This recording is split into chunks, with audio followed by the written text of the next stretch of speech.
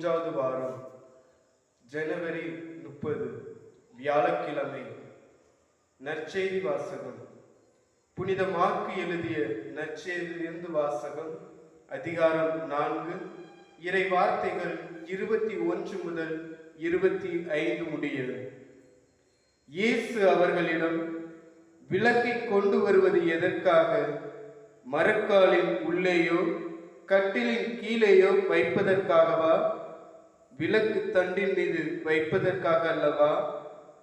வெளிப்படாதது மறைந்திருப்பது ஒன்றுமில்லை, வெளியாகாமல் ஒளிந்திருப்பது ஒன்றுமில்லை. கேட்க செவியுள்ளோர் கேட்கட்டும் என்றார்.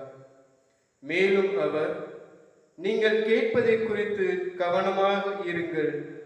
நீங்கள் எந்த அளவையால் அளக்கிறீர்களோ அதே அளவையால் உங்களுக்கு அளக்கப்படும், இன்னும் கூடுதலாகவும் கொடுக்கப்படும். ஏனெனில் உள்ளவருக்கு கொடுக்கப்படும், இல்லாதவரிடமிருந்து உள்ளதும் எடுக்கப்படும் என்று அவர்களிடம் கூறினார். ஆண்டவரின் அருள்வாக்கு. கிறிஸ்துவே உமக்கு புகழ்.